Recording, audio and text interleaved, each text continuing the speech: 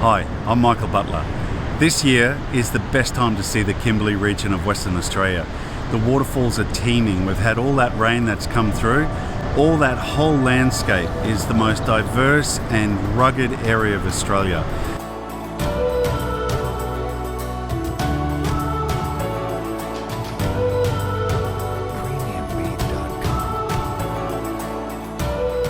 It's an exclusive, epic adventure where you'll come up through all these tributaries on zodiacs. You'll get to explore the most amazing rock art and cave paintings. In the Kimberley of Western Australia, this year, is the most pristine time to come and visit. I'm Michael Butler and I'm a documentary filmmaker. For the past 15 years I've been filming a documentary around Australia titled The Message Stick Vehicle. As I journeyed around, I had different prolific artists paint on this vehicle, with prime ministers to politicians, rock stars, tennis players, movie stars, incredible artists and incredible elders who've been a part of the journey. I've been filming for the last 30 years of my life, and during that time I've had the great opportunity to meet so many people and have an incredible adventure of my life. I might say that Jack's like my father, the father I never had. Hey, I'm like the father I never had. Before I got behind the camera, I joined the army, and after a knee injury, I tried my luck in front of the camera. Over more than 30 years of my career as a director and cinematographer, it's ranged from outback cameraman to near-death experiences on the heights of Mount Everest and Machu Picchu. A decade living amongst Aboriginal elders. The Kimberley is one of the world's last great wilderness areas and was one of the earliest inhabited parts of Australia. As they rode, they were awestruck by its breathtaking ruggedness.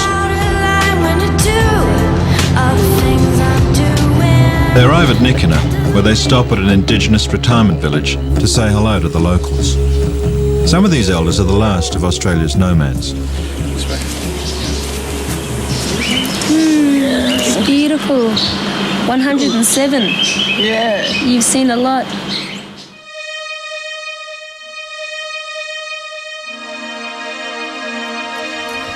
Now you were 100 years old last Saturday. Yeah. And you had all your family give you a big birthday party. Yeah. And you've got 3 sons and 1 daughter. Yeah. Yeah. A big mob. Big mob. You can take this off now. Yeah. Beautiful.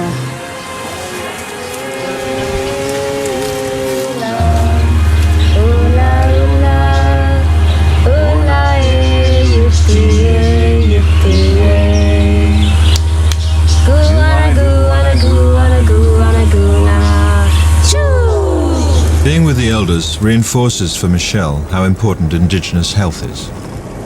I feel the urgency to study Western medicine, basically get it over and done with, so I can then do ophthalmology and operate on some of these old people that need cataract surgery, and I feel I'm really suited to do that sort of work. We continued on to Broome in northwestern Australia. You know, professional photographer and filmmakers are not permitted in here. So that must be us. We were lucky to catch up with a real crocodile hunter, Malcolm Douglas, at his croc farm. You got it there? Malcolm has been protecting these ancient dinosaurs since the early 1960s.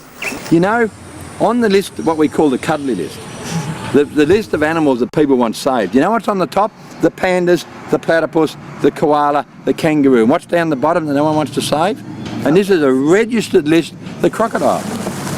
So I felt that no one wanted to save the crocodile, so I will. So I was actually one of the first people in Australia to advocate the protection of crocodiles. And I was laughed at in the 90s, in the 1960s.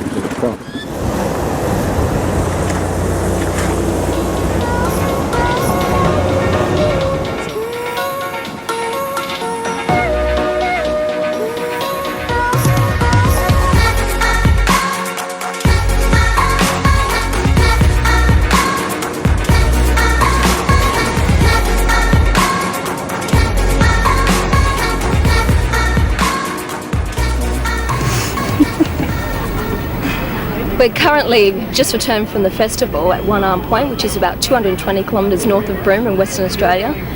various Aboriginal groups from the Kimberley region gathered there for a Sharing and Caring festival, which was on a beautiful area of the Gulf of Kingstown, which went out into the ocean. Michael and myself were invited by Tom Wigan and his respective families, which is the Bardi group, which is their traditional area.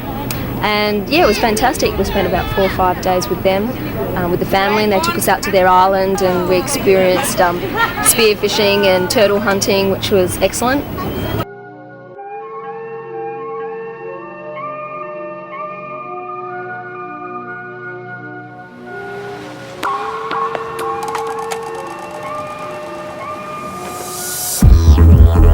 After growing up in the most remote area of Australia, I can truly say this country is alive.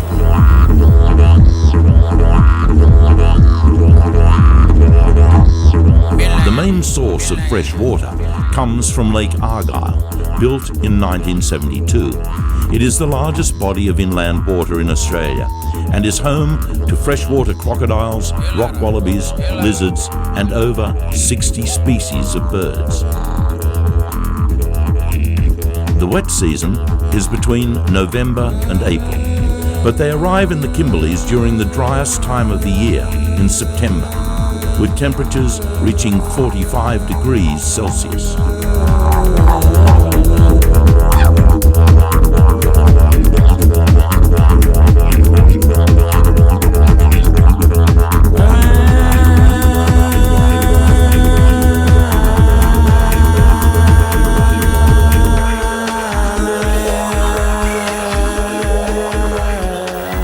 On a cattle station, and I learned how to survive in the outback in its rugged and intimidating landscape.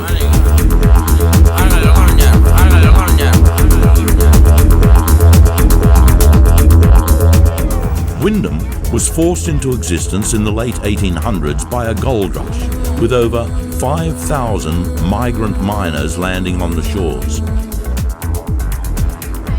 It is the last frontier and one of the most remote, isolated and exciting towns in this region. With no traffic lights and a population of 2,000 people, the large crocodile hints at how prolific the reptiles are in this area. It was built by Samantha's brother, Fred Martin, in 1989. Today I'm going to take you on an exciting new journey through the Kimberleys, my country. I'm Samantha Martin, and welcome to my Bush Tucker adventures. Well, it's an early start for me, but with a good night's sleep under my belt, I am ready for the challenging drive ahead of me. I am entering the land of the Wanable country. It's very dry, and I can feel the presence of the ancestors already. This place is abundant with bush tucker. As long as you know what you're looking for, I think, and you're brave enough to try the bush tucker, it's everywhere. To the naked eye, you wouldn't know. But I grew up with eating off the land and identifying which trees are which and where to get bush tucker, so it's quite a skill to have, and I'm grateful I have it. This is a little gubbin. It's a form of bush medicine and also bush tucker in this area. It grows on this big tree here, and just during the dry it actually falls and covers the ground, but there's not much around. I think the birds are getting into them. But it's really gooey. It's quite a really distinctive taste. It's full of vitamin C, and it's really good to prevent you from getting colds and flus. We're at the Mitchelton cave paintings, which is a significant part of Wyndham history. We always follow protocol, which is giving acknowledgement to the ancestors and the spirits before we do go into the caves. It's really important to do that, to let the spirit know that you're here, because this country is very alive, and if you don't show respect and acknowledge the presence that is still here, something really bad could happen to you. So we're going to go and have a look at the cave paintings and just show you a little bit about what the significant elders used to do here. They used to paint on the caves because they didn't have canvases and paintings and acrylic paints. They used the materials from the rocks, which is called ochre, crushed up in with some water and tree sap and painted on the rocks. They depicted which animals they ate in the areas and also their families as well, with handprints as significant from babies right through to the elders.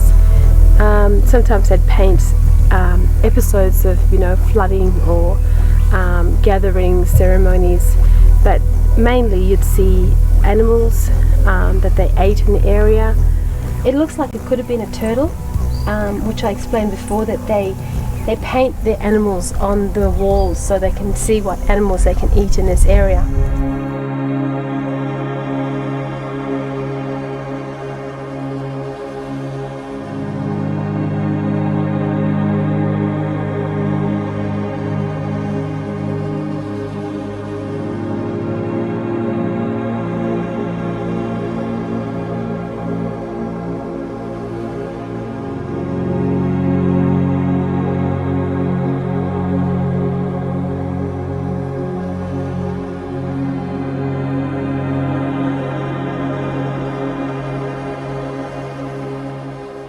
I've just arrived here at Mitchell Plateau.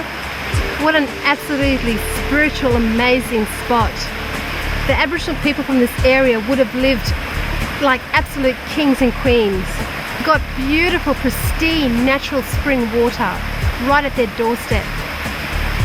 What a beautiful life.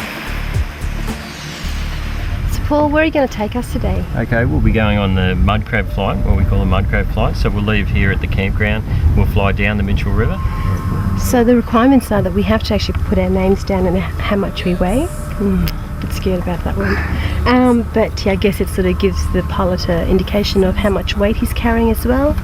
And then we'll go through a safety check with Jody, and then I guess it's up in the air we go.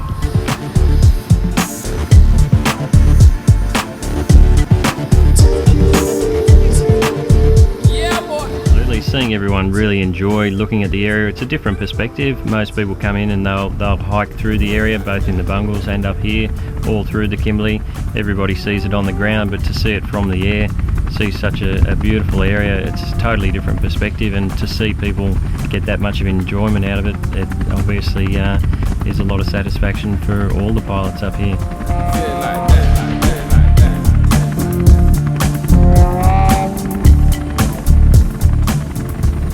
Prior to the early 60s, before white man came along, this land was untouched and home to the Wanable people, who protected the sacred cave paintings of the Indigenous spirit.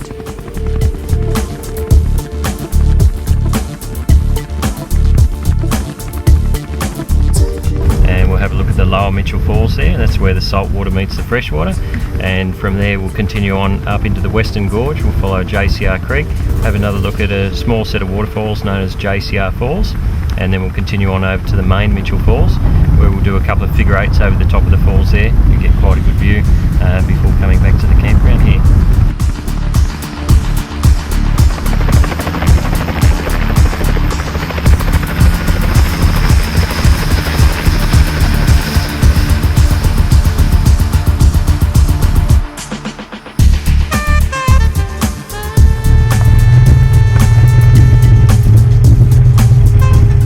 Kajibanga Punamiyompo Wunamaninga.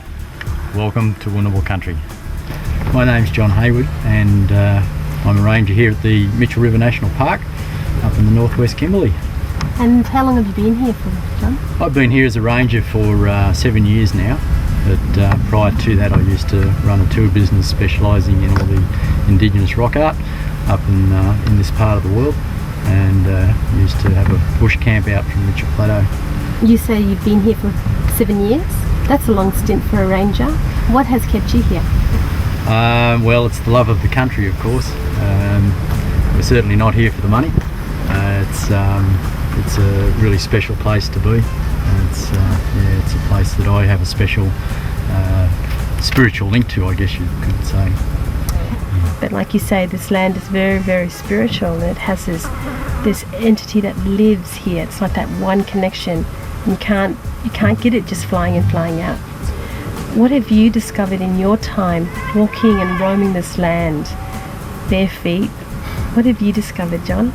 In some ways I have a sixth sense, and for example, there was a time when I was sort of running through the bush, leaping from rock to rock, and basically just the voice goes, stop, stop, stop, go back. And I went, oh, who was that? Where did that come from? But I pulled up and I went, oh, this is a really interesting place to have a look around. But I just went ahead another couple of paces just with caution, and then this big kinground sort of came right across in front of me. And if I hadn't pulled up for whatever reason, it's just a sense that you have in the bush. It's a connection with the land, like the old Aboriginal people used to have that connection with the bush.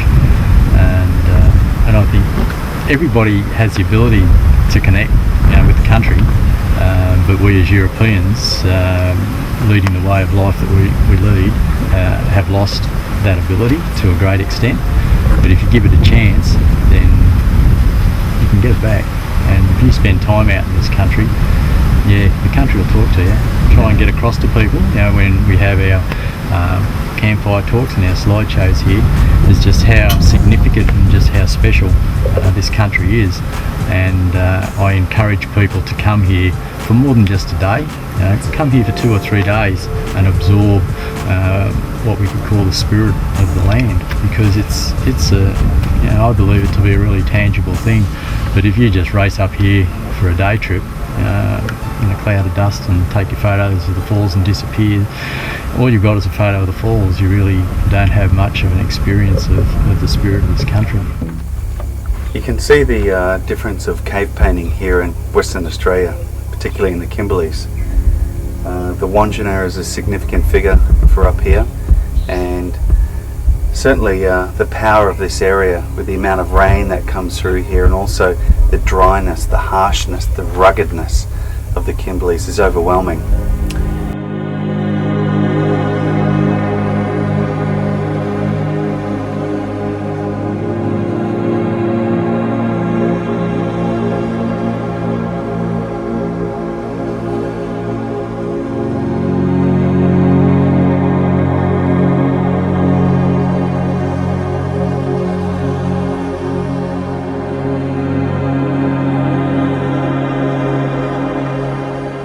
Sam's done an incredible amount of work with this vehicle, so it's a real privilege to have our whole family on the vehicle now. Thank you, Michael. I love this truck and I love what it stands for. So my work is to represent all of Australia, and my family comes with me, so it's really important that I feel that they're with me and protecting me and guiding me through this journey.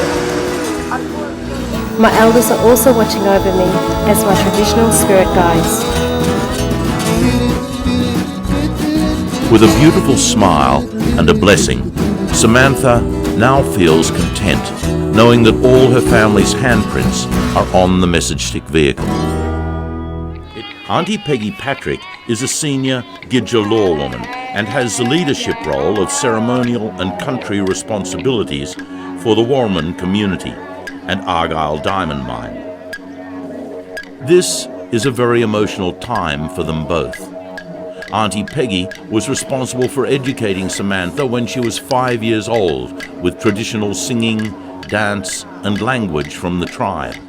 Peggy continues to pass on her traditional knowledge to the younger generation to protect and honour the culture. She taught me how to dance when I was a little girl, and it's always remained in my heart. She's been talking about you all the time, Auntie Peggy.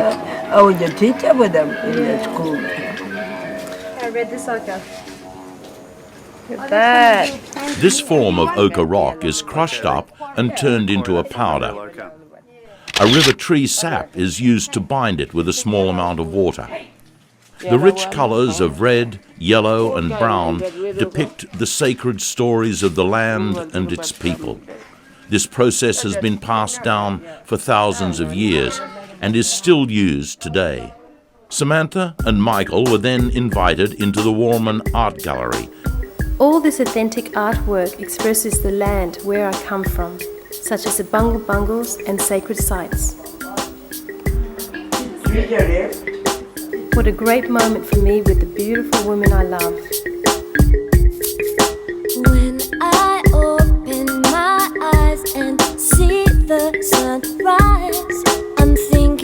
your face. My sister Yvonne Martin then painted the sacred sites of the Barramundi Dreaming. Millie Martin paints the Pernalulu, or Bungle Bungles. Running through my veins. I'm ready. I'm ready.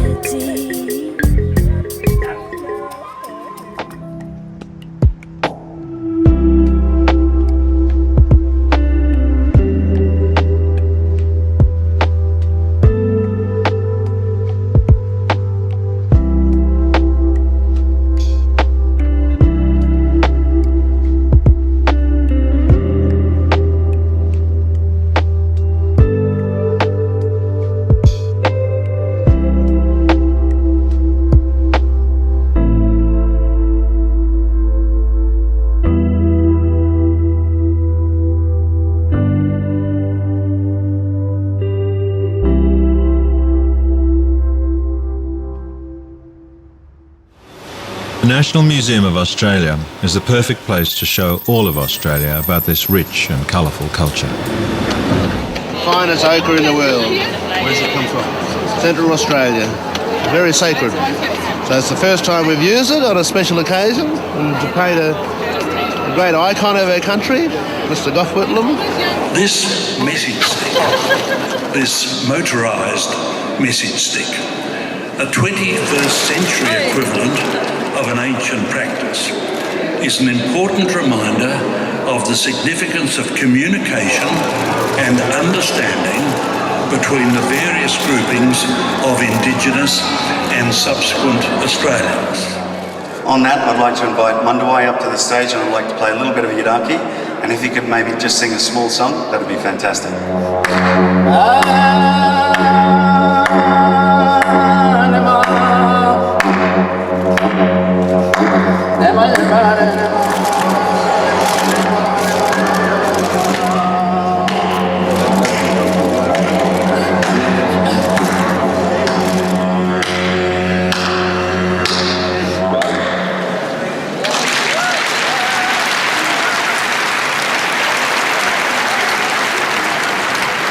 It's like a storybook. I'm part of that storybook now. It's a great initiative. Then the vehicle travels back to where it all began, Eora country in Sydney. I might say that Jack's like my father, the father I never had. Hey, I'm like the father I never had. This vehicle is a representative of the attitude of we who have come to live in this land, coming to know something of this Indigenous culture, and its journey around Australia symbolises that and is emblematic of the meeting of the two cultures. Michael and Samantha organised the Hands of Peace launch at the Touch of Mandela Gallery at the Rocks in Sydney. We welcome it in the spirit of Mandela, a spirit of freedom, a spirit of democracy, and a spirit of integrity. So it's with this that I thank you all for coming. I hope you have a wonderful night. And it's with this that we bless this beautiful vehicle and this beautiful voice. So thank you very much. They were honoured to have Mr. Nelson Mandela's handprints on the vehicle, holding Africa in the palm of his hands. I think for me it was just really fantastic to bring together a lot of Indigenous Australia on the one vehicle. It represents so much of Australia through its art, through its storytelling, and through the journey that I actually took. Yes, well we're fortunate enough to have the message stick vehicle, so as being an Aboriginal art consultant, I'm always on the lookout for things that are unique and capture the spirit of Aboriginality, and I was lucky enough to see this particular vehicle that had come up at a Sydney auction. Ladies and gentlemen, lot number 160 is the message stick vehicle. I really don't know what to say about it. It's absolutely fabulous, isn't it? Here it is. It's travelled around Australia. It has got some very interesting names and artwork on it, including Gough Whitlam, Ian Thorpe. We've got Paddy Fordham. We've got a whole range of people, and it has just been a wonderful vehicle. So we offer it as you see it, ladies and gentlemen, and it's a great opportunity to have a bit of history, not to mention a vehicle. So, ladies and gentlemen, let's get it underway. Where should we start? Anyway, with the stroke of luck, we were able to secure the vehicle, and it'll stay in our gallery as a permanent fixture and continue to draw lots of attention, I believe. I think for me it was just really fantastic to bring together a lot of Indigenous Australia on the one vehicle.